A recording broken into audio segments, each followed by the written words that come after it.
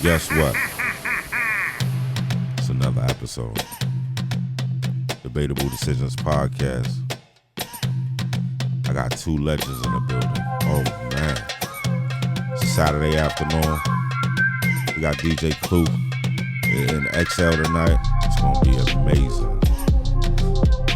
We got the Block Famous Coming Home Party for O Club, S Club tonight. By the time you hear this, it'll be over. So I hope you don't miss it. I'm just letting you know. Weekend is on fire. It's March 30th. Easter weekend. The adults have a lot to do this weekend. Shout out to Agony on the beat. Shout out to my co-hosts that are still on a hiatus.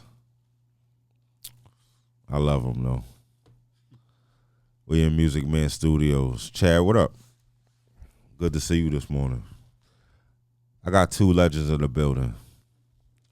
I'm a East New York / Harrisburg dude. Heavy East New York though, but I used to live in Harlem. Used to live in Harlem on 149th between Frederick Douglass and Adam Clayton Powell. That's 7th and 8th, right? PS 200. I went to PS 200. That's the last stop on the 3 train. I spoke about it in my last episode. That was a dark period in my life, boy. Harlem was dark at that moment. I guess it shined a lot, but it was just a lot going on. It was like the 86 height of the crack epidemic. Ooh, wee. It's crazy. I was in the middle of so much, but I didn't know what the hell was going on. But again, I got two legends in the building. They actually representing Harlem. I'm going to let them introduce themselves. What up, fellas? Mr. 067 and Mr. 084. What up? Welcome home. Let them know who you are, too. I'm just Odie. Harlem, East Side. Represent Harlem and the Bronx. HBO. What's up, sir? How you doing? I'm all right. All right. And to the man to the right of you. Whoop. Block Famous Juanchy. There you go. On the gram, 112 London, West Side. I'm whole hard. West to the east, man. You gotta stay close to that mic. You got to, because we're not gonna be able to pick up the audio. Okay. Two Harlem legends in the building. Two good brothers just came home. Oh, I want to start with you, because what you just were able to accomplish is amazing. Oh, had life and gave it back. Now he's home after doing what, a dub? No, like 16 and a half almost. That's a dub, 16 and 4 months. That's a dub, champ. Yeah. But you had life. So that means you was in that federal courthouse and that judge told you never going home again. Facts. But you home. Facts. Blessed, know what I mean? Yes. What did that feel like? The beginning, it was tough, know what I mean? Like, No. Actually, I don't even we're not even talking about the bid yet. I'm talking about the judge when the judge saying said, that. When the judge said life, it really didn't hit me until I went, when the marshals came and got me, and I went back in the pen with my brother. Right. And I had these rosary beads my grandmoms used to always give us. Mm. And, for years, like, running around, them bees used to be like protecting me. Right. You know what I mean? My grandmoms used to take me to get the oils, to make money, and keep the police away and all that. Okay. But at that moment right there, I popped the bees off because I felt like they wasn't God working let no me more. down. Right. You know what I mean? And that's like, I still ain't cried to this day, but I was hurt. I mean, to see my brother, he had a hung jury, and okay. I got sentenced to life. But my whole case was really based on me leaving my brother with money to sell drugs because I was already locked up in Jersey. Okay. So it was kind of like confusing. We're going to get there. I want to touch on that moment. I want to continue to speak on that moment. Before going into that courtroom that day, what were you expecting? Were you expecting a life sentence? I knew I was going to get a life if I lose. Okay. If I got convicted, I knew I was going to get life. Okay. Were there, was it a time where you can take a 30 or a 20 or a 25? Or? I actually took 20 But the confusion, well, I was naive. I didn't understand the law at the time. And I didn't understand what 11C plea was. So someone had got booked on a half a key sale, and basically they gave me that half a key. And to my knowledge at the time, I was getting 20 years for a half a key. Okay. So when I went to get sentenced on the 20 years, it was like a how they say that, a binding plea. Okay. If I take 20, my brother got to take 20. 20. Now, mind you, my brother just came home. He ain't had nothing to do with nothing. Right. Just so happened that I had, well, we'll get into that later on. But it was a binding plea, and we went in to take the plea for 500 grams because my brother was like, man, fuck him, I'll do the time with you. But when we went to take the plea for the 500 grams, they added another cell for a key and a half. So in my mind, with my lawyer not really communicating, right, what I'm saying, properly, I'm thinking that I'm going to get 20 years every 500 grams. Okay. You know what I mean? Okay. So when I went back, I told him I'm not taking that plea. Right. And that's how the trial thing came about. I was only sentenced to 30 months the first time. Time is time, though, man. But wait, though, my leg was shaking. Because I'd never been in a situation to where another man had control over my destiny before. That's a fact. That feeling was crazy to me. You understand what I'm saying? Nah, that's a fact. But I only had 30 months on the table. Well, I think my guidelines was 37 to 46 months or some shit like that. First offense, a little bit of work. But to have a life, them letters hanging over my head, I might have fainted, champ. Yeah. At the end of the day, you know what I mean? It was hurt. It was a lot of hurt and anger because, you know, my family was there and they seen me get sentenced to life. But at the end of the day, in my mind was already set. Like I knew, like I'm, you know what I mean? I'm gonna have to do this time. You was prepared for it mentally. Yeah, mentally I was prepared. There was no way around not getting it. You know what I'm saying? I wasn't going no other route. You know what I mean? So I knew what to expect, and when I went to trial, you know what I'm saying? I didn't think I was going to lose because the way they had the case set up, but, you know, at the end of the day, I ate it, you know what I mean? And I just lived in it. Even though at night, when I lay down, that's when I really used to, you know what I'm saying? As time went on, but we'll get into that. Yeah, I remember, so I did a federal joint. My shit was sweet. Like, the way I got sentenced, I knew I was blessed. You understand what I'm saying? I caught favor without having to compromise my integrity because of just the energy I carried. Like I used to do like a peer counseling group in the county to where they would stop count if we wasn't finished. That's how powerful it was. And you know, don't no jail stop count, champ. That's the most important thing, you know what I'm saying, in every prison. But at that time, that's what showed me, like, nigga, you really just wasted all this time chasing and doing the wrong shit. You understand what I'm saying? When you supposed to be here doing something completely different. But Mr. 084, I just found out my man did 18 joints. 18 joints. Chasing, same way. Empty dream. An empty dream? Empty dream.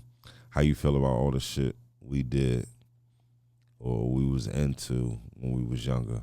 I can't say I regret it, you know. You don't? No, absolutely. You don't regret the 18 years? Absolutely not. No? You know, because, I mean, probably 8 out of 10 people that sit here is going to tell you they regret it because they had to do 18. That made me the man that I am today. Got you. So Chad, can you hear him? His levels is good money? All right. Without that 18, you know, I would have still been in the town, in the streets, doing what I do. Right. You know, so I don't regret it. The man speaking is, give him your IG name. Block famous Juanchy. from 112th Street. Well, that's one from 112, but the IG is just block famous Juanchy. Legendary. Harlem in the building. Hard. It's a lot of times when I think of, like, I regret the shit that I was doing in that lifestyle because my children and how it affected them. So everything that you would think could go wrong while I was locked up went wrong. Like a lot of my nightmares came true. You know what I'm saying? That's just my situation. But I feel like that's the universe. The God punishing me for doing what I know I shouldn't have been doing. You know what I'm saying? It's not like I was bred to do it. I kind of put myself in them situations. I was drawn to it. It was like, all right, you know what? This is what I want to do. When there was a million other things that I could have been doing. You know what I mean? That would have better served myself and my family. But I feel you. It is what it is. It definitely made me who I am today. You know what I mean? Taught me respect. You know what I'm saying? Taught me how to move around a room full of vultures. And look where you at now. Yeah. What you doing now? No question. It gave me a bigger story to tell. Juanchy, I want to start with you. The upbringing. Yeah. Born in Harlem? I was born, Washington Heights, 168 in Broadway. Okay. Presbyterian. Yeah. You have it. What was life like back then? What do you remember life being like back then? I had a wonderful childhood, I could say that. Mom and dad in the house? My mom and dad split up probably when I was around 2 or 3. 2 or 3? My pop's been in my life. Yeah. Till now. Yeah, Still Superman. Yeah. My mom, she did her thing. Okay. I was spoiled. I never heard, I ain't got it. I never heard it. Mom's a hustler? Nah, my pops was. Pops was the hustler. That side of the family, they was getting to the back. There was them okay. people in New York. Okay. So, but from my mom's, see, my father, before he gave me something, I had to earn it. Okay. Okay, I'm talking about, they was millionaires. Right. He wouldn't buy me a candy if I ain't earn it. If I ain't get a B, A in school, he wouldn't give it to me. Okay. My mom's, on the other hand, baby, here she you go. don't care what I'm doing. Where would you? I'm gonna get that. So mom's was the go-to person. That's my heart. You know How many siblings in the house with you? Siblings. For a while, it was just me and my brother. Okay. Gene. Shout out to Gene. Yes, sir. And pretty much it was just me and him. Gene. So Gene, you were spoiled too? He's spoiled now. Oh, you the baby? The middle? Yeah. Oh, yeah. Oh, you get away with everything. Yeah, forget about the baby. Yeah. So, Mom Dukes, Pop Dukes. Pop Dukes is in the game. You said Pop Dukes was a millionaire, so that means he was heavy in the game. Pops Dukes was in the game. What was that like? Did you know what was going on? I found out. How old were you? This is how, I want to say 11, 12. How you found out? This is how I found out. Try to keep sending it right, like into the mic. This is I never told him this, so once he probably he'd be like, oh, you ain't never tell me that. I started seeing the signs. I remember one time, he was in the game, he doing his thing, they doing drugs, drinking, they getting all the money. I remember one time he gave me, I think, $100 bill. It was filled with coke inside. He ain't know. He knew, but he gave it to me to hold. You know how that goes. Okay. Yeah. I remember I'm on the block. I'm uptown. I'm in Dykeman. All my little cousins, we want to go to the store. I'm like, hold up, I got some money. My pops gave me some money. Pull the joint out, open it. It's filled with coke. I don't know what it is at the time. Right. I'm showing my cousins. I'm like, what the hell what's this? They're like, oh, we don't know. So I just dumped the joint. We go to the store. Excuse me. We go to the store, spend it on candy, whatnot. Later on that night, I'm asleep with my cousin in the bed. He come in the room with my aunt. He like looking for that $100. He wake me up. He like, where that money I gave you? I'm like, I spent that. He like, what? He like, all right, just go back to bed. I go to bed. He goes on top of the closet. He don't know I'm looking. Right. Once he leave, I wake my cousin up. I'm like, yo. I said, my pops just went on top of your closet, man. What's up there? Inquisitive ass kids. Yeah. My cousin like, I don't know what's up there. I said, well, let's go check. You know what I'm saying? He boosted me up to the top of the closet, man. Had to be about half a ticket up there. I said, money or bread? Yeah. I said, yo. Did you pinch? I wanted to. My cousin was like, nah. Word to mother. I said, yo. I said, you got like $500,000 up. He said, like, what? He said, come. He brought me down. Now you gotta pick him up. Push me up there. Let me see. I push him up there. He like, oh my God. Then I went back up there to look. I'm like, yo, we gonna take $20. I just wanted $20 though. I ain't want nothing else. I just want $20. I said, yo, let's take $20. He like, nah, man. They got that thing counted, man. I said, yeah, you right. You right. Just laid it back down. I left it at that. Yeah. So it was just little clues like that gave it away. Once you get older, you realize like, oh, this is what they was doing. Mm-hmm. You know, I walked in on my aunt, his sister, my father's sister. Mm-hmm. She weighing the brick and the fish. Get what I'm saying? In the scale. In the scale. Mm-hmm.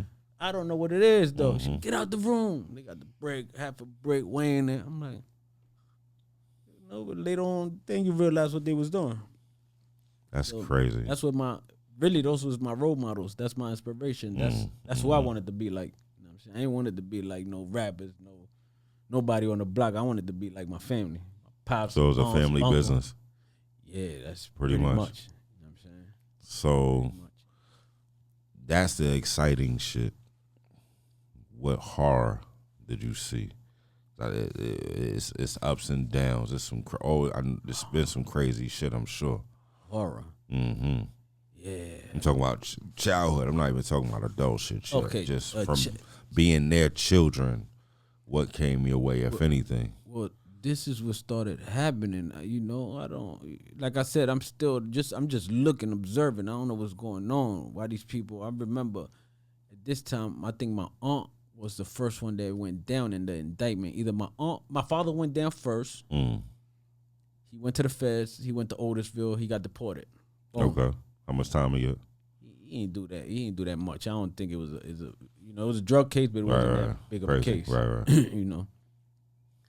He got deported. Then my aunt and my uncles, brother and sister, she went down. We in her crib, high-rise luxury apartments. They broke the door down. I'm a little kid. Police, feds. You know what I'm saying? I got pictures of all that, like growing up, visiting my aunts and uncles in jail, my pops. Like, I grew up in the feds, like. Just right, okay. From my That's family. crazy.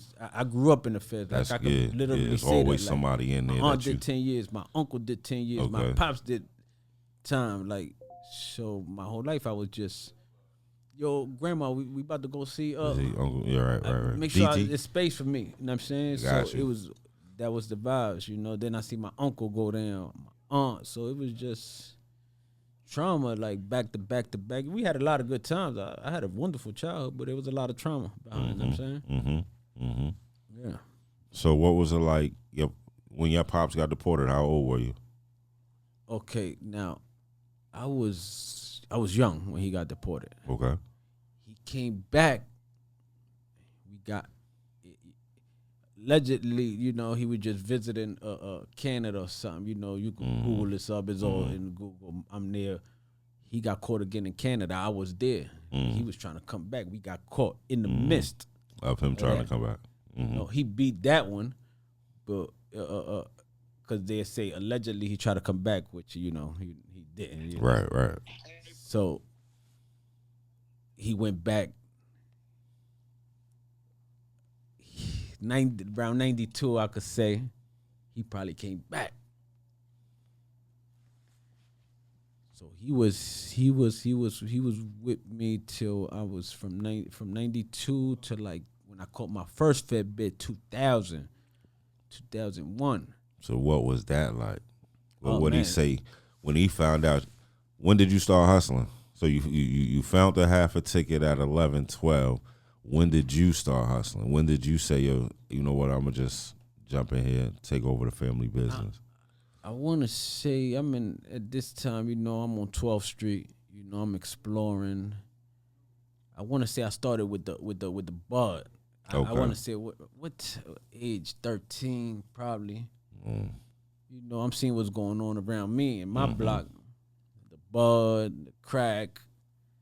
I'm like, all right. At this time, I'm going. So I decided to start selling bud. I was going to the east side. So, okay. They had these big bags. What was the sweet spot at the moment? I think it was Body Bags. I think it was Body Bags on the east side. We used to go up there and buy Nicks. The Nicks was, I'm talking about, they look like pillow, like chip bags. I go down there, let's say with $20. I buy me 4 Nicks. Come back, flip it. Come back, rebag them, and start selling them as dimes. So I buy a Nick and make 2 dimes out of them. Come back to the block, At that time, I couldn't even hustle on my block. I'm going to keep it 100. They wasn't letting you? Nah, they wasn't letting me. So you had to sneak and go somewhere else and do it? No, I was on my block. I was Spanish. Not only that. Yeah, I was Spanish. I was like, you stepping on toes. The family wouldn't let you? Or the niggas on the block? Like niggas on the block. Like, oh, okay. Because now I'm on 12th Street. It's all black. I'm Spanish. And I'm just coming on the block like, what's up? Like, who you? Right. So my man at the time, he was my neighbor. He used to tell me, yo, say you hustling for me. Anybody ask you? I'm like, all right. So dudes used to come by from me, like, yo, who work is this? I'm like, yo, this my man Q joint. Like, oh, this Q joint out here? I'm like, yeah, that's Q work. Mind you, that's my work. I'm not even giving my man Q no P. I don't know about none of that. That's your man, though. He just making sure you cool. That was my big bro. You know what I'm saying? So I'm just pumping on the block. And then I guess from there it went to crack. Uh-oh. From there it went to crack. So you not dealing with your family? Nah, I'm not there. Hell no, my family ain't giving me no work. Okay. Okay. No, I told you, my pops, for him to give me $1, I had to earn it at school. Like, he wasn't, he's strict. Like, yeah, I seen, my waist came from him because I seen him. I grew up with him. But he didn't condone that. He tried to hide it as best as he could, but Was it ever a moment to where he like, I just see what you're doing, fuck it? Nah, never. Because, like I said, he got once he figured it out, I was already in I caught a Fed case. Oh. So he didn't know I was out there like that. Like, I was running through Harlem, 12th Street, the east side. That's my stomping ground. It's really the east side. I was running around, going crazy, shootouts. He don't know what's going on. Nobody know what's going on. You know what I'm saying? I'm leaving my household. He probably was he was a little baby. I'm leaving my household to go sell crack on the east side. I'm leaving my door unlocked on 12th Street. I remember times my mother wake up, Mom, my door's unlocked. Where you at? Mom, I just went outside to the store. I'm on the east side selling crack. She don't know this. You know what I'm saying? So, yeah, I had to run and hide and do what I do until First fat bed was caught at what age? First, 20 years old, 19, 20, I want to say. Damn, boy. 19, 20, yeah. And it was with my little brother's father. So he's my co-defendant. Not him, my youngest brother. Okay. Yeah, it was with his father. So at that point, so you caught a fat bit for selling crack? For selling crack. In New York? Nah, out of town. Where you go? VA. Okay. What made you go to VA? I got my mom, on my mom's side, she got her sisters out there for over 30 years. So I used to always go out there. Right. Go check it out. Christmas, Thanksgiving. Mom, she used to be like, yo, we're going to VA. We're going to VA for Thanksgiving or Christmas. So you had and family and everything. So I had family out there, That's how it started. And then how I got the itch out of town was like, mind you, I'm on the east side selling crack. My cousins is out there. So one time I'm out there visiting, my cousin was like, yo, man, there's a lot of Dominicans and people out here getting money, man. I think I should try it. He's like, you think you can give me some work in New York? I'm like, of course. Let's go down there. You know what I'm saying? They came down, both of my cousins. I got him a half an ounce of crack. He Two like, days. yeah.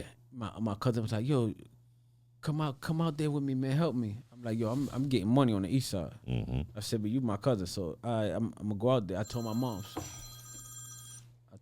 I said, yo, I'm going out of town. I'm gonna go work.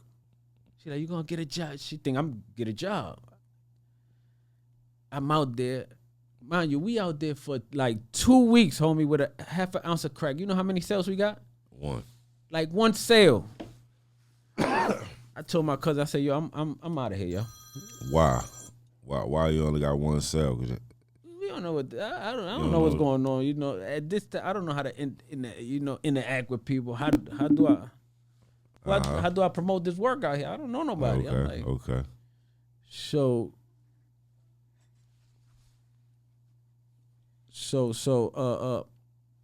I leave. I told my cousin, yo, I'm gone. Mm-hmm. He like, all right. I'm on the east side, hand in hand warrior, going crazy. You left the work? Yeah, that was their work. I didn't invest no money. I just got it for them. Hand in hand, I go back to the town, get back with my partner, my man Gotti. We back on 15th and 3rd. I'm out there. Boom. My cousin called me 2 weeks later. He said, yo. He said, I need your help. This is getting crazy out here. I said, what? He said, bro, I'm making like 5,000-6,000 a day. I said, oh, I'm going to pack right now. I'm packing right now. I'm going home right now and packing right now. He like, I need your help. I'm going to go get you. Word to mother. Went home. I'm packing. I'm telling moms. I said, I'm going back out of town. I think I found a job. She's like, you know, even to this day, my mom's like, when it comes to a kid, she's like so naive. Right. Even to she this just day. love you. Unconditional love. I could go hustle right now. Right. Be making $1 million. I got a job, mom's pay me $1 million a week. Oh, my baby making $1 million a week. Like, come on, man. You know, so. But you know what? She ain't stupid. She ain't stupid. You know, they used to tell her, like, yo, your son out there wild. No, he ain't. You know what I'm saying? So it is what it is, you know. So that's how it went down. The Out of Town Chronicles, after I got a taste of that, I'm like, New York it's over for New York. I ain't you got never hustled in New York again? Man, it made no sense. When I came back from doing the 10 joints. Okay. You know, I had to get my feet back wet. Mm-hmm. I'm like, I ain't not fucking with Out of Town no more. You know what I'm saying? So I came home 2010. You know, I met some new connects. You know, cause mind you, I did 10 years. I wilded out the whole 10. Where you was at? I was all over. Where you start? I started in Canaan. I did Canaan. I opened up Petersburg, a medium. I opened up when I opened up Petersburg medium. I opened it up. So at that time when we opened it up, it was no point structure. Okay. I opened the joint up, so they had pen dues, medium dues, cam dues, right, all in the medium. All in one. From there, they sent me to Canaan. Canaan's the pen. Mm-hmm. Then they situated the point structure. Mm-hmm.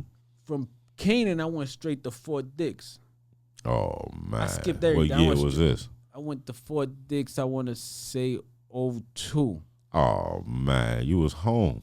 I was home. You was in college, bro. On the block. I was on the block, running around. So you know, I'm on gang time. I'm on Harlem time and on gang time. Oh man! Don't talk to me about nothing else. All the poppies used to be like, "Yo, you Dominican? You ain't running with us?" I'm like, "Leave me alone, bro. I'm on blood time and I'm on Harlem time. That's it." So when did you turn blood? In the streets? I've been blood since 97, I want to say. All right, so we gonna back up because I didn't know you was blood. What was it that intrigued you to become blood? Yo, I'm gonna keep it all the way 100, man. I'm listening. I'm one of them kids that we you gonna could be say, here a while. I'm from the hood, right? But I want to say I'm like a suburb kid at mine because I was one of them kids that didn't have to do none of this. Right. I didn't have to sell drugs. Right. I didn't have to join the gang because I got family. Mm-hmm. You know what I'm saying? So I I think it got to the point where it was like intriguing. Like, what's out here? You know what I'm saying? I'm out here. I want the biggest rep. You know what I'm saying? Okay. I want the biggest rep. I want to be known. You know what I'm saying? I want to get the most money. I'm from Harlem. You know what I'm saying? I want to be the flyest dude out here. And at this point, I don't need it, but it just intrigued me. Right. Everybody else doing it. I'm like, at mine, I'm like a suburb kid. They don't need to do what they do, but those are the kids on the gram now, wilding out. Bro, you got a $500,000 house. You got to have $1 million trust fund and this on your bank. What you doing? But I was that kid. Like, I could for real say that. So you turned blood. First, I was this little gang that was running around. I was LNW. What was that? That was a 12th Street gang, LNW. A-High and all that, you know what I'm saying? You know what's up. You know what it is. From there, you know, but I had my phase with the gangs. I was like, I think my first gang was CDP. That was a Spanish gang. It was called Carajitos Don't Play. We uptown in Dykeman with it. Okay. We like a branch off the Latin Kings. So I'm CDP. Okay. From there, that chapter closed. I went to Zulu Nation. Okay. Yo, I'm just wild. I'm like, I'm gang hopping now. Right. I went to Zulu Nation. Now we wilding uptown, snatching bees. I run around with the big African joint. I'm lost. Right. I got you. So they closed that chapter down. So for I'm just now I'm on 12th Street because really I'm on 12th Street from Monday to Thursday, Friday, Saturday, and Sunday. I'm coming uptown to Dykeman with my Spanish family. Okay. So I got best of the both worlds. So I let Harlem get the best of me. I said, we going Bloods. Now, I remember I first got into a situation with the Bloods, then I turned blood. Why it didn't go your way? Nah, it didn't go my way. I remember I was in school and this kid was like, yo, I'm gonna eat your food. And I'm like, what? You eat my food? I snuffed them in the class when we fighting. Yo, I came outside, bro. This is word to everything I love. I came outside. This little kid had 100 bloods. It's just me and like two of my mans coming out of school. And my man like, yo, I think they waiting on you over here. I'm like, oh, yo, bro. And this was gonna be my downfall because my heart is so crazy. I said I was willing to die for this. Okay. I said they're gonna have to kill me in the street. Yeah. And nigga ain't gonna catch me on camera running. Never. Yeah. Niggas gotta kill me. That's how I got stabbed up on the east side. Like it was 100 niggas. I seen them when they came. They was like, yo, why don't you get out of here? Like, I'm not running. That's dead. You're not turning your back. So it was a dumb trait that I inherited. Man. Pop Dukes or Mom Dukes? My pops is but my pops tell me your mom's was wild when she was young, but now my mom's is soft as you ever. But my pops always had an attitude like and I seen my family get into rumbles. I've been in rumbles with them, so it's just now. Once I seen all them bloods, I'm like, oh man, you know what saved me that day? God bless the dead, big homie Wayno, man, from my hood. He's the big fool. Okay. God bless his soul. How he save you? He saved me. He from my block, but he the big blood. So I just seen all the bloods, the little guy pointing at me. I'm like, yo, oh my God. I'm in my head like, how I'm going to get out of this joint? I'm not running, but how I'm going to get out of it?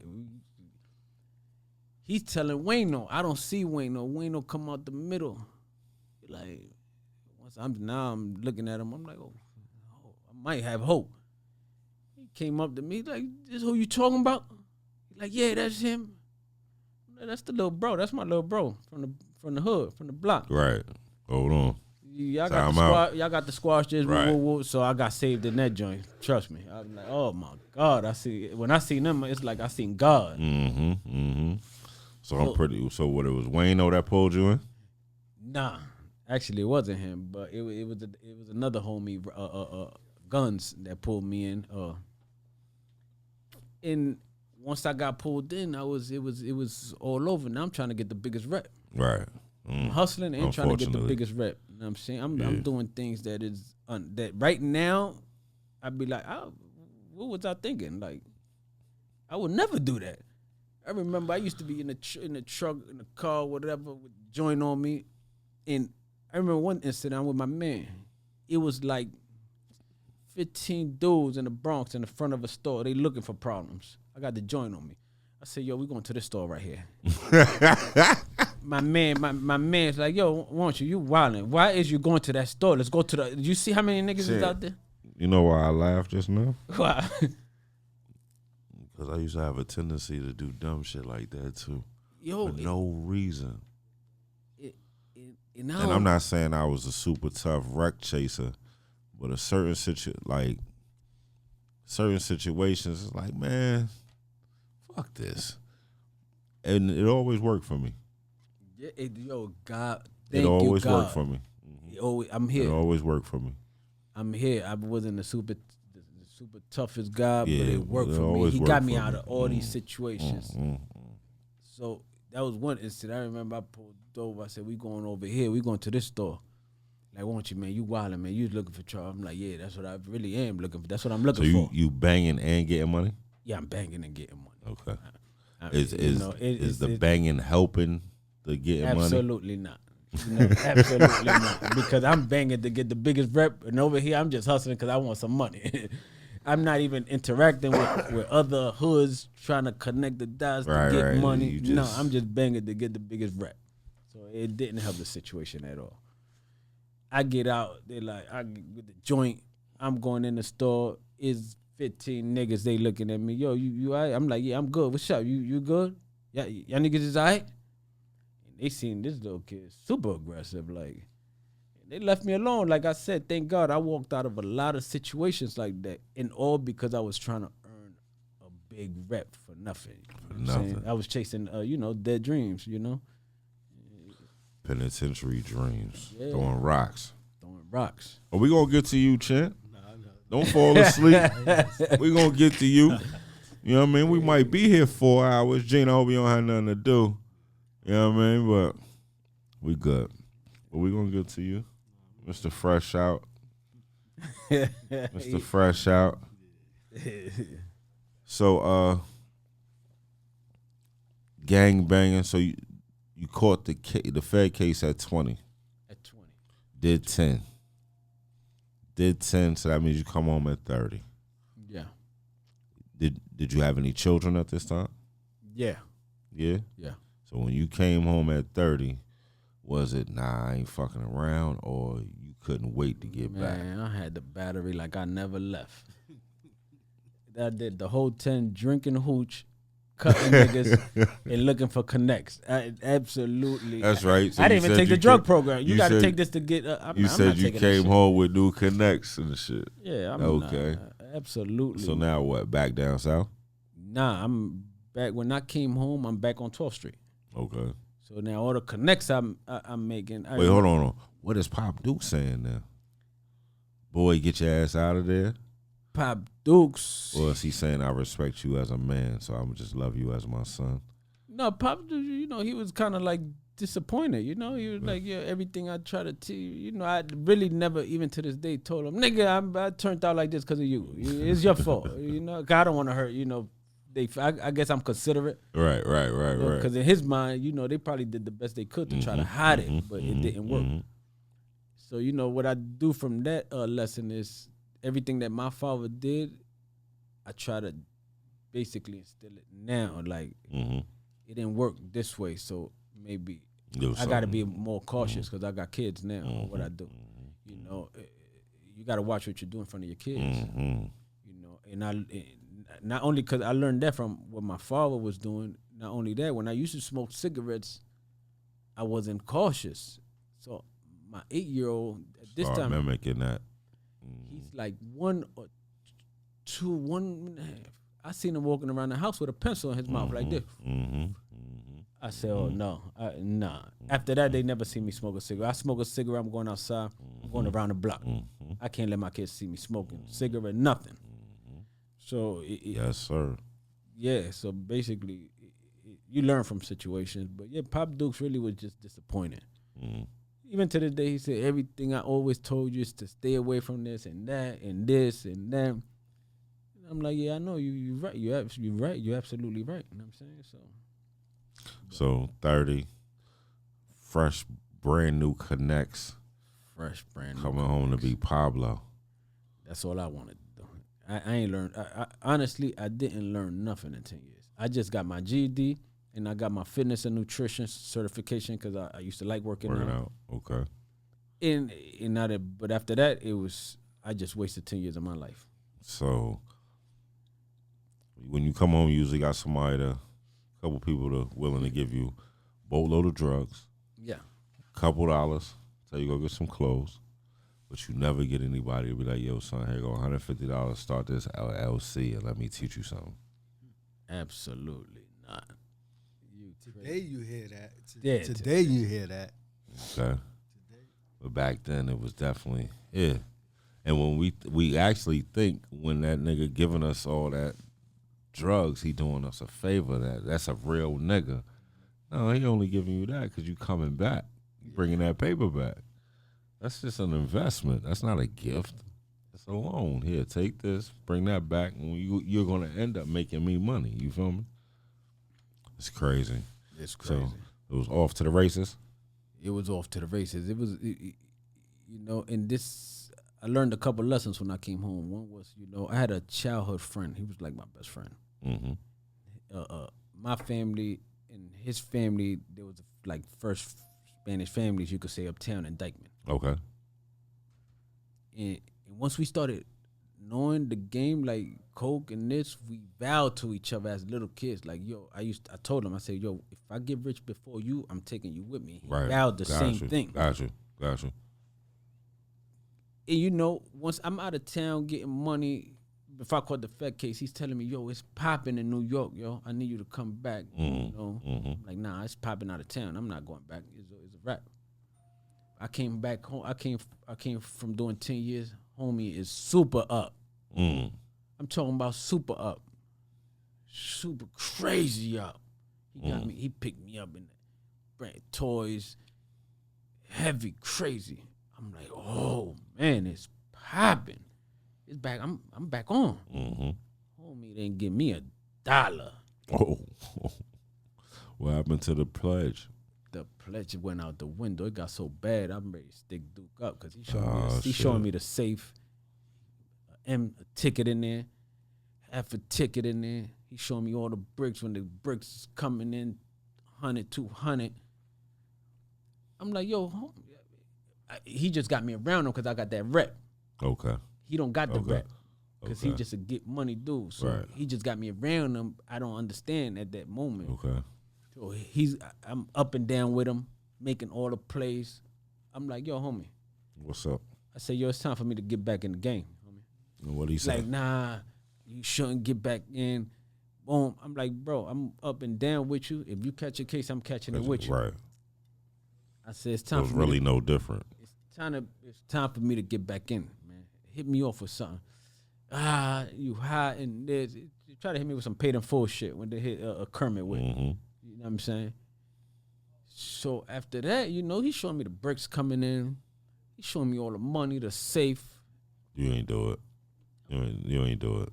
Tell me you My ain't morals do it. wouldn't let me do it. Okay. But I had it lined up already. All right. I had the homies from 12th Street. I like, yo, I got the homie. He got about this in the safe. He got woo. I got the drop, everything.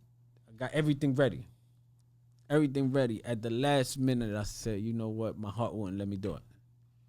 That's I said, good. nah, I grew up. I can't do it. I won't be. You know what I'm saying? I won't. Did you get in control of what happened once they go in there? Not only that, I was ready. Once I do them type of situations, I'm ready to go all in. Yeah, I got you. But it ain't worth it. It ain't. That karma, that energy. It really wasn't that. It was just the relationship. Yeah, mm-hmm. Like, I seen him as my brother. He doing sucker shit. Just He let doing him sucker shit. do I'm what like, he you do. know what? Yeah. He did so much sucker shit to where even when I did my baby shower, he know I just came home. Yo, I'm about the cake and this and that. Nigga never bought it.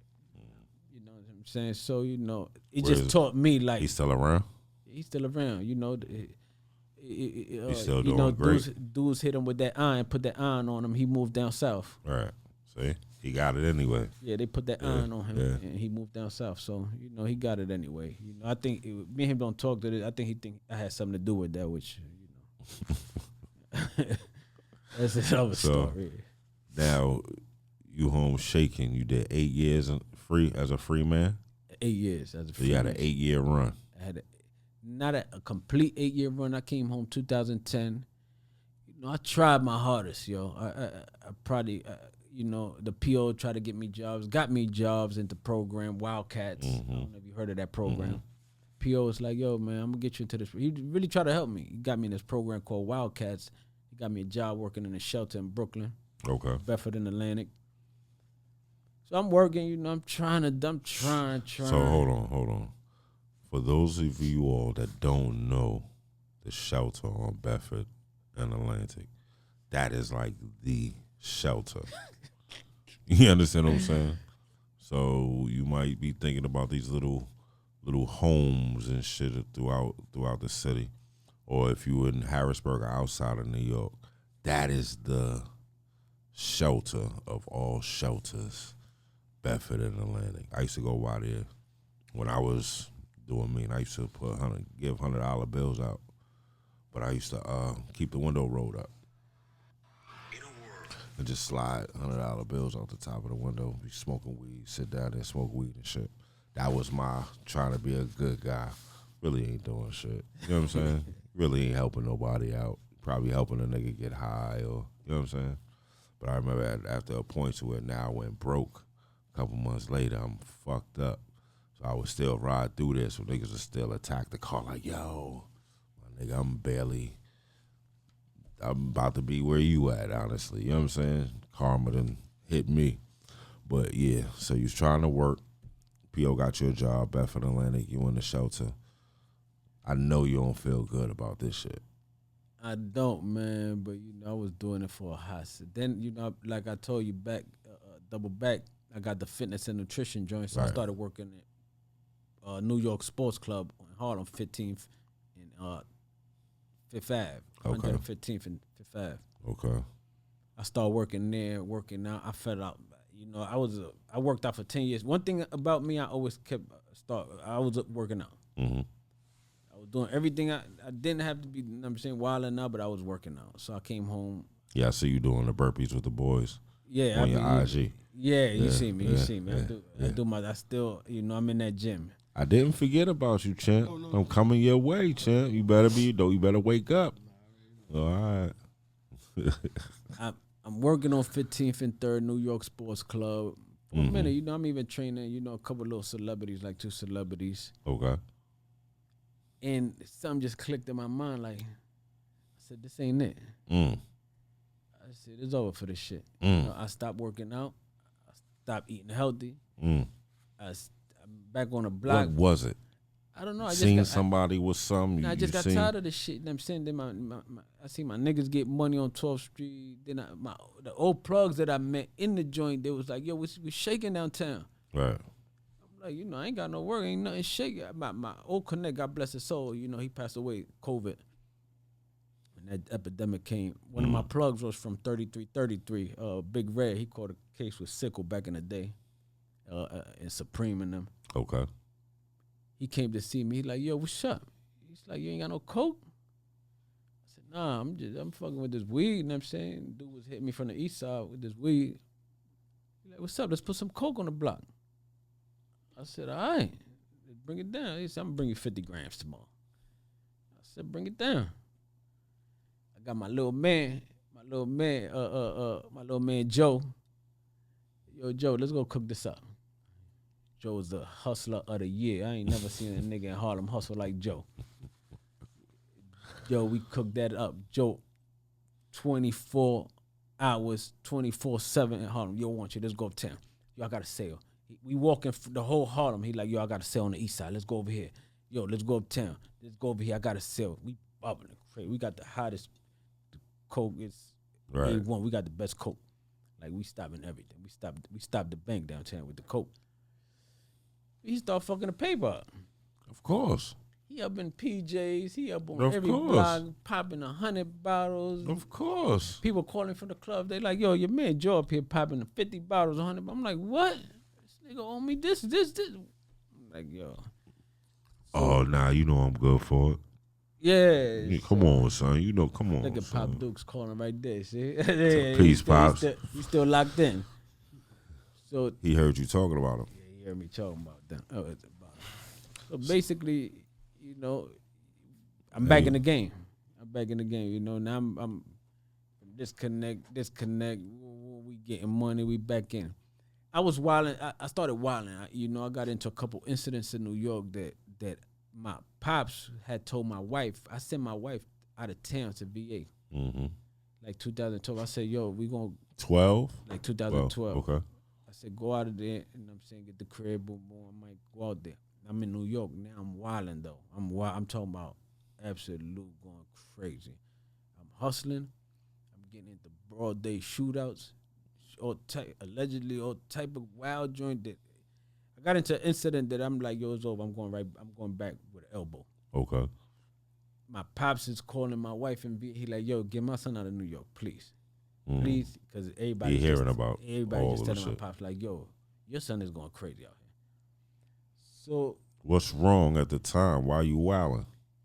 What's pushing you to that point to where you like, fuck it? like I told you, I didn't learn nothing. You know, I was just I came home wearing blood beads. Like, He's okay. like Okay. I'm in the streets wearing blood beads. Like my wife now, like, what's up with you? Like, Mm-hmm. you one of them real old niggas. Like, you know what I'm saying? Niggas don't do that. I'm really like going.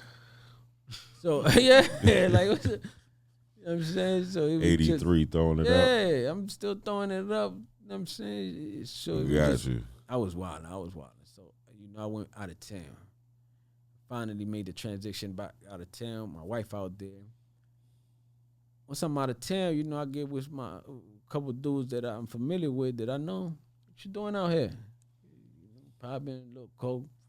I'm back in. It's out of over. town.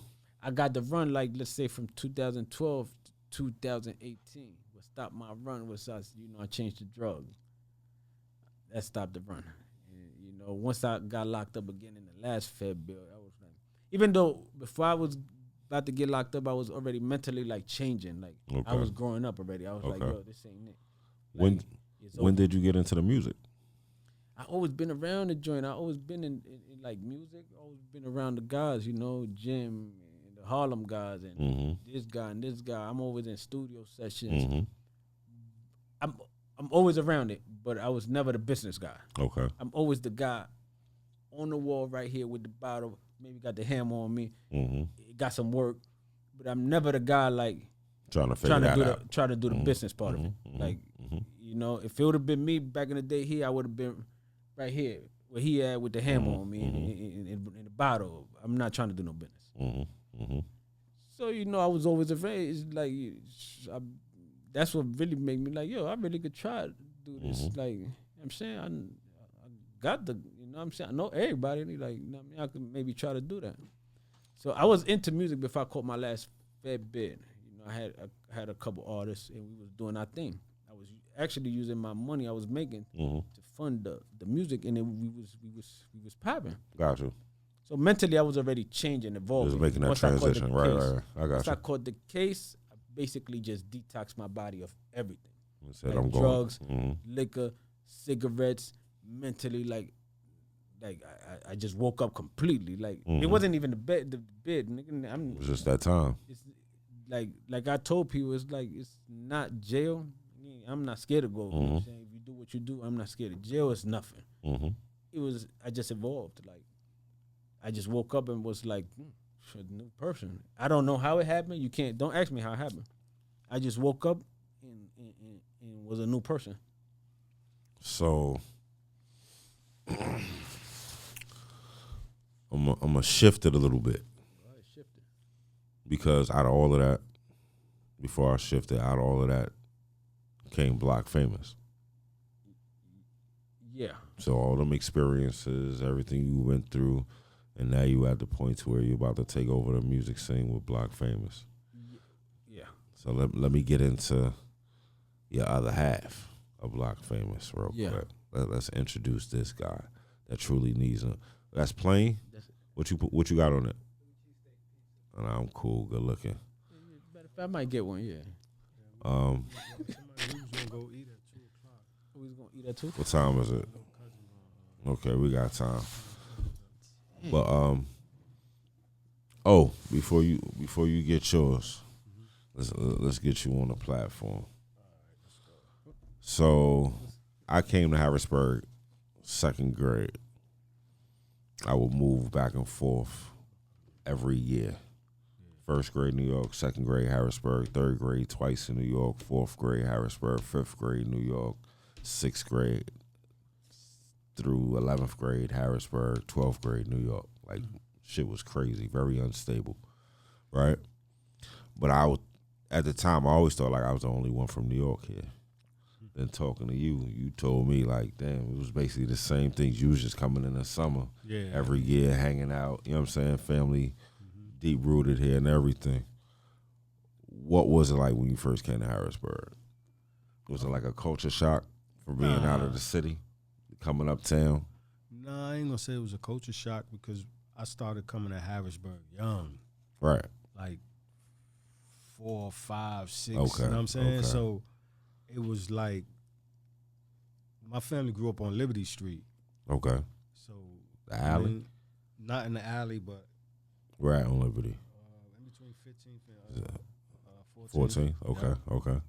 My grandfather and grandmother had a house right there. So we always used to be on Liberty Street. Right. Everybody on Liberty Street knew my family. My grandfather had a church. Okay. I mean, he was the pastor. Everybody used to go to the church. Everybody, Okay. my grandma, she was super fly. Used to wear the big hats and all that. You know what I mean? And we used to always hang out in Harrisburg. As I got a little older, I grew up playing basketball young. So, But were you nice though? Because everybody had a ball in their hand from time to time. Was you nice though? Like we was good. We was good like what? Like you can dribble with your left hand, you can dribble with your right I played with hand. a lot of different guys. I You can put the ball behind your back. Yeah, I played with a lot of different guys. Because Harlem dudes, y'all nice, right? But all y'all really ever had was a wicked handle. Nah, we used to ball. I used to ball with a lot of guys. But that was my passion, know what I mean? Playing ball. Playing ball was my passion. My my pops used to ball. My pops was good at ball. Okay. All my family played ball. Okay. And my Uncle Duke out here was nice in ball. Okay. And we used to always come down here and go to his games. Okay. He had super hops. He was real good. Okay. What's that? I forgot the Reservoir Park. That's the name of it? Reservoir Park. Reservoir Me and my Park, brothers right, were playing tournaments in there when we was young. Young, okay. My Uncle Duke would bring us everywhere. Yo, play my 2 nephews. Because he was... But I ain't see no jerseys in the rafters. You know what I'm saying? He was probably 5 years older Older than us, y'all? know what I Okay, mean? okay. So my grandmoms will always make us his responsibility. You know what I mean? Take them with you. They, You go wherever on you the park, go, they take, going. Yeah, no question. So, he used to take us in the bushes and smoke leaves and shit like that when we was young. That was my Aunt Honey. My Aunt Honey had the responsibility of taking me everywhere she went. She was about 7 years older than me. Yeah. So I definitely understand that relationship. So far as being out here, it wasn't a culture shock because we was kind of like family. Okay. To people, I know a lot of people out here, like when people see me, it's like, damn, I ain't see you since you was... As kids, right? I got you. So it really wasn't a culture shock. I just stopped coming out here at a certain age. Why? Because I started being attracted to the streets. In New York. My brother would still come out here in the summer. I'd be like, nah, I'm staying in the projects. And, you know what I mean? It wasn't nothing, my pops and them didn't think nothing back then, but I was stuck. So what was you doing in the projects? Hustling, like the older guys that was getting all the money. You know what I mean? We used to steal their packs, watch where they used to be stashing their packs and shit. You ever got your ass wet for stealing a pack? Nah. You always got away? Yeah, I got away, and then a lot of times I come from a big family where I'm from. You know what I mean? Like, I had a lot of cousins, a lot of extended family. Yeah, okay. A lot of family. My grandma's was, like, she was in the street when she was young. She was connected to a lot of gangsters. Okay. So people didn't used to mess with my family because of my grandmoms and uncles and extended family, you know what I mean? And we used to just violate a lot. Taking advantage of the family name. You know what I mean? Yeah. It sounded like both of y'all did that. Yeah, but we was it definitely sounded like both of y'all took advantage of the family name. Yeah, and pushed it to the limit. We didn't have the bag though. No. You know what I mean? But them uncles and them, they got money in the street. Yeah, no question, no question. Not to that effect like that. No question. You know what I mean? But we was spoil you, know what I'm saying? Spoil you with love. You know what I mean? Back then, that's all you needed, know what I'm saying? You know, in the hood, love, like, it was different, know what I'm saying? I got attracted to the streets because it seemed like it was easy. There was never no repercussions. Right. You dealing with friends and shit like that. Yeah, you didn't see people going to jail I got for years like now. Know what I mean? Mm-hmm. A lot of the people that we looked up to, they was out there hustling for years. Yeah, you're right. Know But it was also a lot more organized. It was more organized. So that's why they were able to have those runs. And then they had, it's funny, as you do your research, they had relationships with them folks a lot more than what we knew.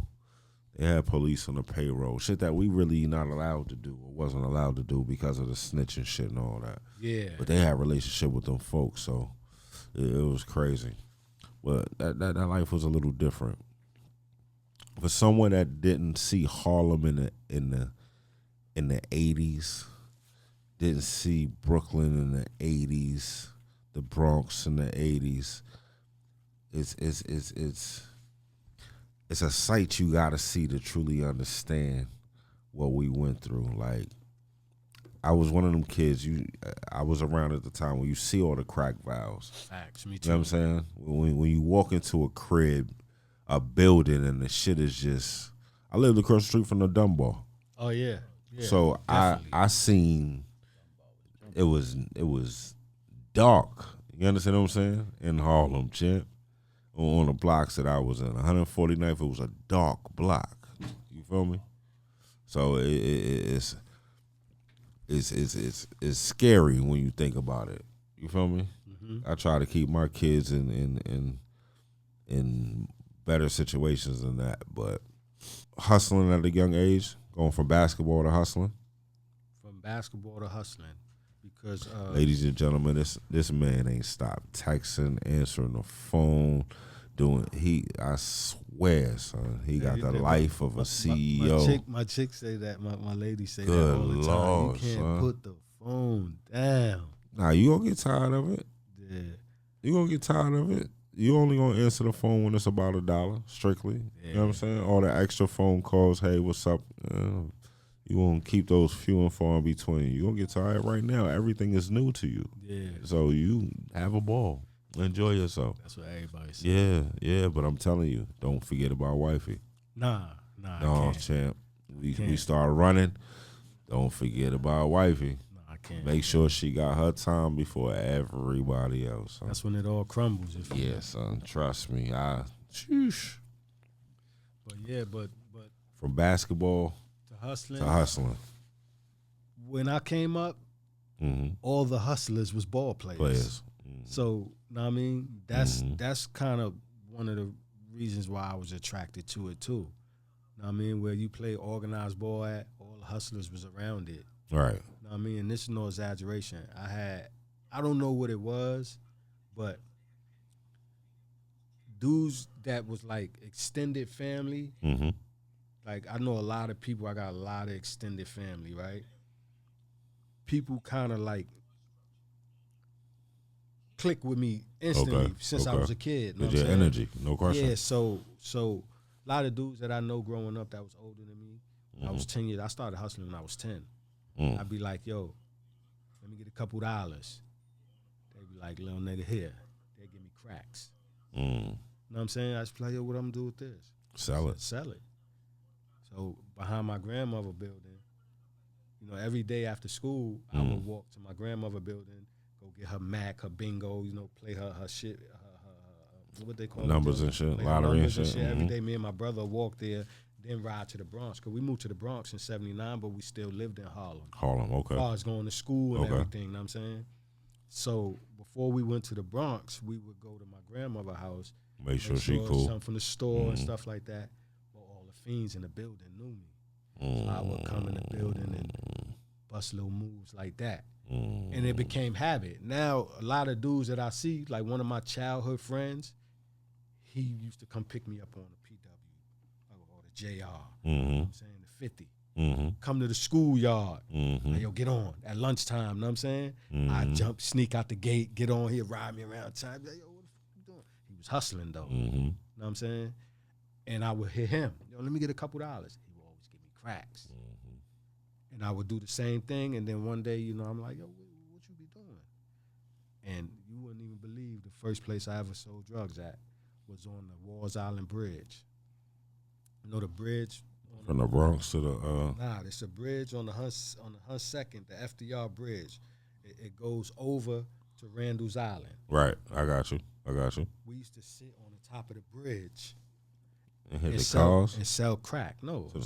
Sell crack to cause they had a nut house over there. Nah, it's a rehab shelter over there. Yeah, it wasn't a rehab back then. I'm talking about in the 80s. Yeah, that's what it was. It was a shelter. Well, it might have been a rehab. It was a shelter. Randall's Island. House. Randall's Island. Yep. They had the rehab because my last episode, my aunt, that's where she went to get clean. This was in the 80s, like 88. Yep, that's what we used to serve. 89. Damn, that's crazy. We used to serve them on the bridge, and by hustling up on that bridge, it was like easy. Okay. You know what I'm saying? Okay. So I was sold. All we used to, and this is no lie, the bridge go up at 8 o'clock. Okay. So the ships, I guess, or whatever, go through. When we on the bridge, we sit where the people go in to move the bridge up. We sit right there all day. Be 4 young niggas up there. I'm talking about, I'm 10. My man is 12. You know what I'm saying? My other man is 12. Like, we young. My other man is 10. My other man is 10 with me. Right. We be up there with the basketball, all type of stuff, but just chilling. And the crazy people walk over the bridge every day, and that's who we used to serve. And when they didn't have no money, we would give them one crack for $300, $200, and they give us their cards. And the first of the month, we'll be at the check cashing place with like 10 of them. And, you know, older dudes be like, yo, what y'all little niggas doing? We coming out knots, know what I mean? And that's how I got addicted to selling crack. So at 10 years old? At 10 years old. You know what I was going to do with $1 at 10 years old? Buy a bunch of candy. Facts. I'm not even thinking about the sneakers and shit at 10 years old. I might have bought me like some music equipment, hooked up a speaker or two or something, but my nigga, I'm going to the store, I'm going to the arcade. I ain't thinking about, are you serious? So that's just something that's always been in you. That was like a gift. Yeah, that shit's crazy. So if you take that gift and apply it to other hustles, it's going to be amazing.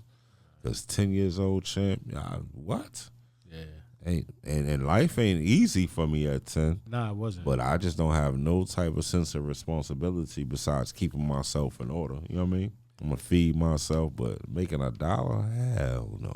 And at a young age, I would say at that time I might have been like 12. Okay. 10 years old, I was hustling by my grandmother's building. Right.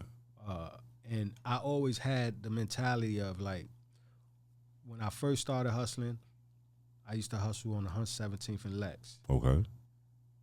My man like, yo, you want to get money? I used to play ball for this dude. And he like, yo, you want to get money? I'm like, yeah. Hunt 17th and Lex, between Lex and Park at this time was super hot. So dope or crack? Millionaire block. So what I used to do is I used to bring my man Fat Ray. It used to be me and my other man Tuffy. Okay. We used to make Fat Ray do the packs, and me and Tuffy split the PC and give Fat Ray $7 off a pack. You know At what age? This was like 10, 11. Every day, and my man. Do you realize the mind that you had? Yeah, it was crazy. But that's a brilliant mind. Yeah, it just was doing the wrong thing at that time. At that time, was doing the wrong thing. There's nowhere in the world I would have sat down and thought of a scheme of making somebody else do the work and paying them money off of what I'm making. Yes, it was crazy. And it came from watching. Yeah. The older people, like, you know what I mean? Like, damn. That's crazy. So play ball. I play Who ball. you play for ball years. with? Give me some names, I reputable started. names. With people. Yeah. Sham God, Okay. Shout out to Sham God. Kareem Reed, Okay. Skip to Malou, Okay. These niggas was busting your Ali ass. Mo. These niggas was we busting used to your ball. ass. We used to ball. Used to We go at them too. But like Marbury, Sham used to play with me. Marbury, Kareem Reed, he played with me, but he more or less they more or less played with my brother. Okay. Skip to Malou, me with my brother more. Okay. I mean, Who the nicest kid you ever seen from Harlem play ball? at this time, to me, the nicest was Biz. Okay. Shout out to Biz. Biz was probably the nicest kid. Like a lot of them was nice. Mm-hmm. Yeah, Corey Hart from Lincoln. Okay. Mace, Cam. Mm-hmm. We all grew up playing ball. Mm-hmm. Ali Mo, I don't know if you know Ali Mo, the Black Widow. Ali Mo was nice too. That nigga. But Biz was different. Biz is the one like he crossed over Isaiah Thomas in 5-star camp. Mm. Like he was nice, but he came from a broken home, like a lot of us. Know what I mean? So he was always outside all day. Mm-hmm. You know, the coach Thurm used to love him. Thurm used to love all of us. You know what I'm saying? Thurm used to love all of us. But I was already far gone, and my man that I told you used to hustle with, he played too. Okay. But we used to be together. We was already gone. Okay. And the coach used to tell my pops and keep Nate away from Odie. You know what I mean? Keep him because you know what I mean. I was gone, and my brother was nice. You know what I mean? My brother could have went to Iona. Okay. You know and ended up getting jammed up, messing with me. And so he wasn't even in the street. You was just always like that one. I was sold on the streets. You know what I mean? I loved it. You could be in Brooklyn and we go to West Side High School and be like, yo, what they paying a pack over there? I'm coming. You know what I'm saying? I was addicted to it. Damn. And I didn't really have to hustle. You know, my moms and pops gave us allowance every week. Right. You know what I'm saying? You know, I That's came just from you, a though. decent home. That's just you, though. Yeah. That's a brilliant mind. You just gotta apply that smarts to something else. That's what we doing now. Yeah. So now let's jump to the adult. You in and out of jail? I caught a conspiracy in the 90s for my projects. Okay. Projects. We like 8 of us went down on a conspiracy. I had 6 to 12 years. That was Fed bid or state bid? That bid? was a state bid. And I didn't learn nothing. Came home right, just like your partner. Yeah, same mindset. Whole time. Just like your partner. I save $100 a day. You know what I'm saying? Like, I mean, I'm putting it together. So I'm not going back to jail, to the state. If I come back to jail, it's going to be federal. I said and the same thing. That's what it was. But I came out hitting the streets running. You know what I mean? Because when I went in probably 17, 18. Okay. Came out, what, 24? Yeah, left my cousin with 10,000. Okay. You know what I mean? That was Did he have it for you when you came home? When he came home, he started, that's how I got into music. Okay. He started Ghetto Planet Productions. Okay. You know what I'm saying? Okay. When he came home, gave me a couple $, but he was getting money, you know what I'm saying, off the beeper. It was a little different than back in the days. Right. He didn't have to be in the projects and all that no more. So now he on the beeper, and I just was getting free money. But it wasn't like what I was used to. Okay. I mean, I came home, dudes was giving me work. I was just Of giving course. it to him. Okay. You know what I'm saying? Like, boom, here, just look out for me. His thing was, yo, don't go back to Harlem. Just stay in the Bronx and get some time home. Because, you know, at that time, 6 years was a lot of time. You know what I mean? Yeah. Like, man, you've been gone 6 years. You know what I mean? Yeah. And when I got off parole, I got off a work release. I said, yo, this ain't going to work. Either you going to give me some of that work back or I'm going back downtown. So he was like, yo, I'm going to give you something. But I still went back downtown and I opened up in my project. My projects is a gold mine. Back then, my projects is on 100th Street and 3rd. I'm from Spanish Harlem. Okay. So my projects was like the only projects that sold $10 bags. Okay. $10 cracks, you know what I'm saying? And our flow was like an out-of-town flow. Okay, the markup. not profit the markup, margin. just fiends is always coming. Coming, Because okay. the highway comes around, and my projects is like the third part. We get a lot of white customers. Got you. My projects go from 97th to 105th. So 96 and down is white people. So they pull up in yellow cabs and shit like Everything. that. You know what I'm saying? Mm-hmm. So it's nothing to come up in my projects. So Gotcha. coming Quietly. coming out, I'm going to, my childhood friends like, yo, let me come out on your color. He's like, nah, man, we already know what's going on. All right. And I came out with my own color and I turned it up, and that was it. So then you realize Harrisburg was a gold mine. One of my cousins came home. I ain't been out here in years, and my pop's like, yo, your cousin called you. He said, call him. I call him. He like, yo, I need something. So I'm like, all right, I'm going to bring it down. So I drive down with my man. My man don't know I'm dirty. Mm-hmm. I got a hammer on me. I drive down. So when I pull a hammer out to give it to my cousin, we pull up on 19th and Bellevue. Mm-hmm. I always remembered that because my aunt had a crib on Marbury Street. Okay. When I was young, we used to always go to that crib. She used to have a big ass screen TV in the wall. It's like I said, man, I'm gonna get this house one day. Okay. Know what I mean? Mm-hmm. That's the house where Mm-hmm. pulled up on me. Mm-hmm. My aunt had that house since back in Okay. the days. So I pulled up right there. I give him the hammer. But it was like movements. I'm like, damn, what's popping out here? He like, yeah, cuz. So I'm like, yo, I got something just sitting in the crib. He like, yeah. I said, I'll be back. I'm going to go see my PO. I'm going to come back. I came back, and I never left Harrisburg. Never left. It was A sweet. lot of people tell that same, a lot of out-of-towners tell that same story. Word. Some of them got rich.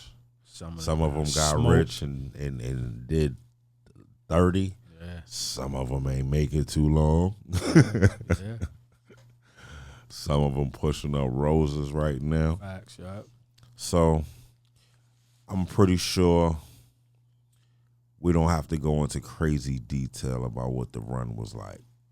Right? Mm-hmm. I want to get to that, back to that life. You know what I'm saying? Because you're home. And it's amazing to me that you in that situation and you have enough strength to get yourself, because a lot of people would have just gave up. Yeah. They would have started fucking with boys. Yeah. They would start getting high. Yeah. Like, fuck it, this is my life. I might as well just adapt to this bullshit. You feel me? Yeah. They would have did wicked shit to try to come home. They'd have been stressing the family out, making everybody else feel guilty because they got life. You fought. Yeah. You said you played ball for a while and then you realized, Yeah, I played ball the whole, like I said, ball and baseball is my passion too. okay. So I played basketball and softball the whole beginning of Big. the direct appeal stage. Right. And know what I mean, my old head that helped me through the years, Mm-hmm. learn and understand statutes in my case. Mm-hmm. And he always used to be like, man, you need to come to the library. I'm like, I'm coming. You know what I'm saying? Lewisburg, there's only one late night. Right. Wednesday night, the library open from 3 to 8. Or Okay. to, you know what I mean? To shut down. Other than that, I worked in education in Lewisburg. Mm-hmm. So I didn't really mess with the library. I would go once a week, or I had a hustle in the library where dudes wanted copies for their legal work. Mm-hmm. I would go to the library and copy it and charge them $1 a page. Okay. No, not $1 a page. Excuse me. A fish. Yeah, no, mackerel. like Oh. yeah, something. It was something Yeah, close I to got a you. mackerel page. I You know got what I you. mean? And if I know you, you get plays. You don't bust your head. But that was my hustle. So Mm-hmm. I would be in the library that time for that, and I would piece my old head off because he really had the direct connect. Even though my boss in education Mm-hmm. worked the late night, Mm-hmm. because education in the library was one. Mm-hmm. I didn't want to step on his toes. Right. Coming to his So you make to sure his he side cool to though. make Right, the copy, right, so I got would you. let him eat. And so it would be like I'm faking, like I'm up there to study my case, but I'm really trying to hustling. get You a know what I'm dollar. saying? Right. And some days I just bring the work to him, like, yo, copy these. I'll be back. And niggas like, yo, come to the gym. And we go play ball all day, you know what I mean? And my direct appeal came, and I got denied, and that joint crushed me. It So- sat in. So are you saying, fuck it, I'm here, so I'm not gonna put this much energy into this? And I ain't Or saying fucking I'm here. I'm thinking saying this shit I had is- a couple dollars, Okay. so I was paying for everything Okay. rather than. Doing the work. And that's when my old head like, listen, yeah, hit me off, you know what I'm saying? But I want to show you so What you can it is. understand. Don't just give me your money and be like, because someone sent me to him. Okay. You know what I mean? Someone, because I went from Allenwood Penn to Lewisburg. So one of my roommate was from Queens. He sent me to Tommy Walker like, yo, mess with him. Right. And that's, so when he put that in my mind, it's like, damn, so I'm going to just pay. Calling people, yo, send this money here. Send this shit like that, you know what I mean? But he genuinely liked it me. So he was like, yo, One of you the need to best for sit you. down. Right, Yeah, you know what I mean? right. Don't be like these other dudes, because like you said, so many dudes that give up in there. And when the direct appeal got denied, that's when it really sunk in. Like, yo, I gotta get it together. It's only one day of the week, and not only that, I worked in education. Right, I didn't have to stay up there all day. I would go to work sometime. They'd be like, yo, you could go back. So I'm saying, I should be in the library some of them days. You know what I mean? Utilizing that time. Yeah, because I could tell my boss, yo, just walk me through the tunnel to the library. Instead of going back to the block, he'll walk me right over there, unlock this, unlock that, and let me in the I library. got you. I didn't take advantage of that until this happened. When that happened, I said, oh, man, I can't be in here for the rest of my life. So what year was that? What as far as That into was- the bed? How many that years was- into the bed did that appeal get denied? 2014, I want to say. 2013, So you have been in 2014. what, about 4 or 5 years, I've been 6 in, years, I know, more than that. I've been in, I went in 07. 7? Okay, 7 years. 07, yeah. About So 7 now years. year number 7. Now you get serious. Yeah, I get serious. So year number 7, you got serious. You came home year 16. yeah. So imagine if you would have got busy year 1. You might have been coming It home would have year been different 7. because you know what? The same stuff that got me home today when Obama changed the law Mm-hmm. is the same stuff that I could have put in my direct appeal. Okay. If I would have put it in my direct appeal, It would it would have. have been because I would have preserved it. Yeah, right. You know what I'm saying? Mhm. Even got though I you. said it in court, but it still it wasn't preserved like it should be. Man, put your phone down. it wasn't. Yo, this wasn't. nigga is on fire, Jeff. Nah, go ahead, yeah. But it wasn't preserved. It's funny, right? Because you explain it to me, your childhood, and I see all the same traits right Hey. now. No, this is for the party. No. Somebody said I'm hit me not for the talking about the party. phone per se. I'm just the fact that you came home, you started the clothing line, Yeah. doing the music. You know what I'm saying? You got a million different. You attract people. You attract energy. You understand what I'm saying? Like I know a lot more than the listener knows because me and you bust it up. But you're I honestly see wins for y'all, man. Thanks, Like appreciate that. honestly, you know what I'm saying? Because again, apply that same mindset into a different product, a different way of life. You're gonna figure out how to make it work. You feel me? Yep. How to make it work. All right. I don't mean to cut you off, Nah, that's cool. but I have a vision. I have a vision of us doing this again, adding the visuals and kind of bringing your story to life a little more visually, if y'all don't mind allowing me to do that Yeah, I at don't a later mind. date. But I want to get into Block Famous. I want to get into Yuppie. I want to get into what you're doing right now and where did the energy stem from? Like, how did you come up with Block Famous? How did you come up with the clothing line? And what does it truly mean? You know what I'm saying? Got you. Block Famous. Your roster is mean. Go ahead. Your roster is mean.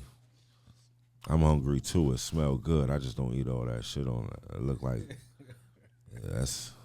But your roster is mean. So give me the roster for Block Famous. Come on, Juanchy. Rasta, Block Famous, big guy.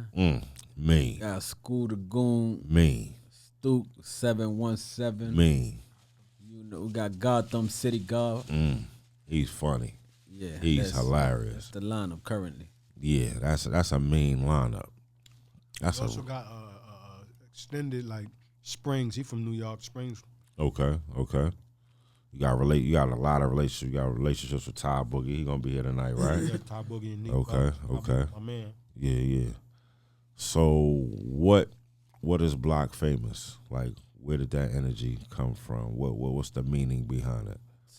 What Block famous mean to me?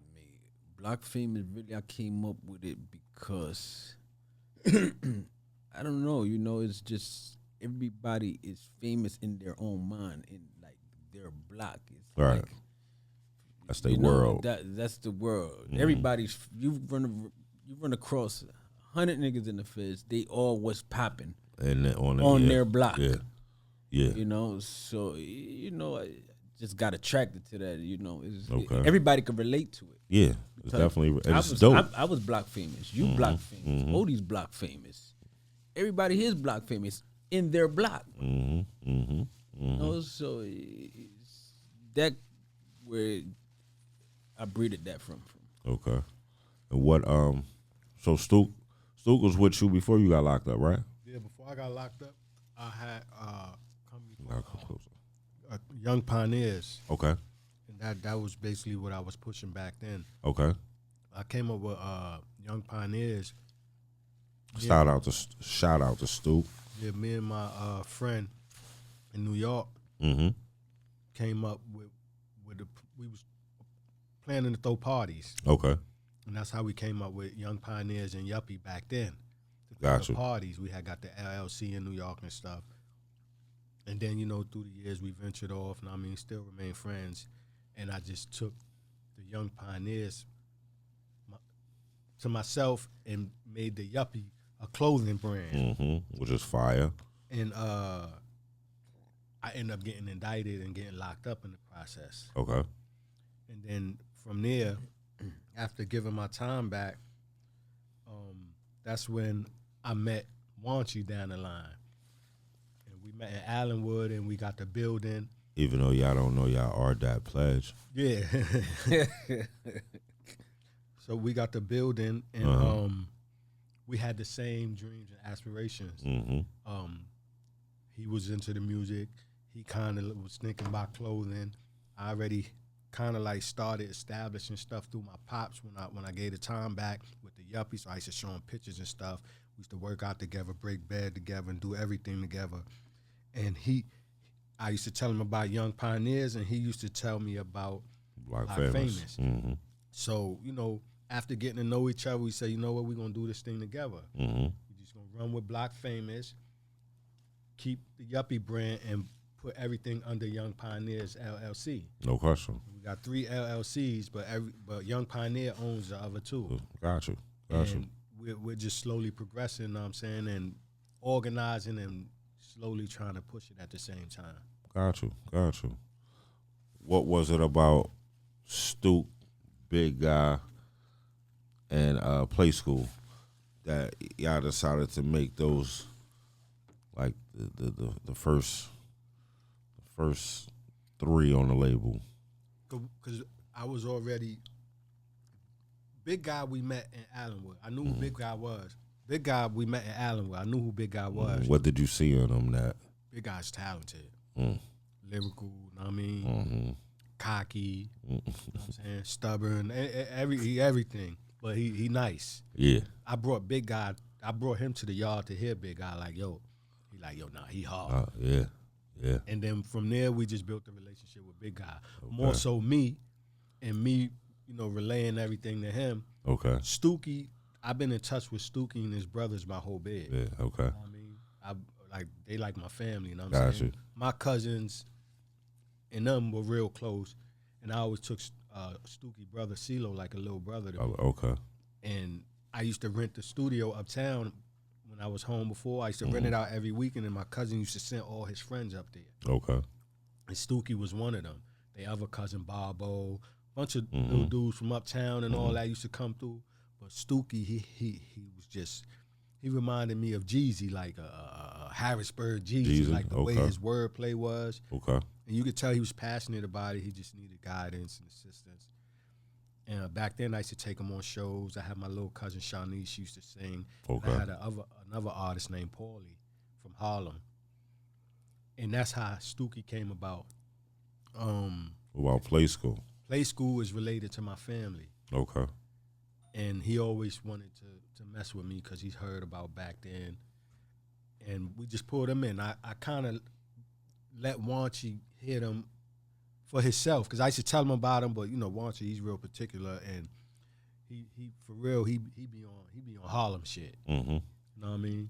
He be on Harlem shit straight The up. funny thing is though, you might not know it, but you got like Harrisburg legends. Mm-hmm. So Play School and Big Eye, I've seen them shut the county down performing. You understand what I'm saying? Beating on their chest on the gate, like I know what you potentially can do with them. You feel me? I know what's going, like what's about to happen as long as y'all keep them focused. Like y'all really have a dope roster. So all I ask is, make it happen, fellas. Take these dudes out of here. You know what I mean? Take these dudes out of here. I know y'all got a lot going on. I could probably keep y'all here for another 3 hours. But I'm not going to do it to you today. We can do this again later. I want to let you know I appreciate y'all coming through. Did y'all get any sleep last night? Not really.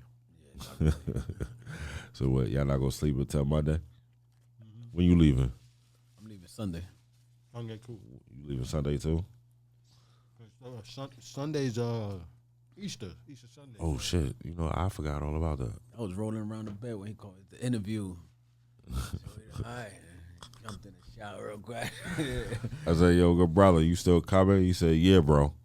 You gave me one of them. Yeah, bro.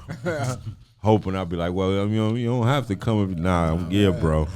I jumped in the shower, woke up real quick. I'm still drunk. I was like,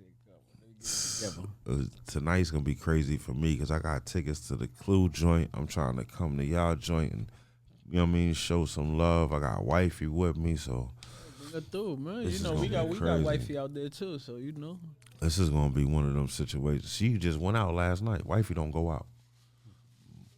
Think she gonna go out again today? Oh yeah, she coming. I got her. Like she coming, but she don't go out. Like especially not with me. She went out with her homie last night. She ain't coming to the house until 1:30 in the morning. So she just hit me. She just waking up. You know what I'm saying? Baby probably crawled all over her head all morning. She like, leave me alone. But I'm going to see y'all tonight, definitely.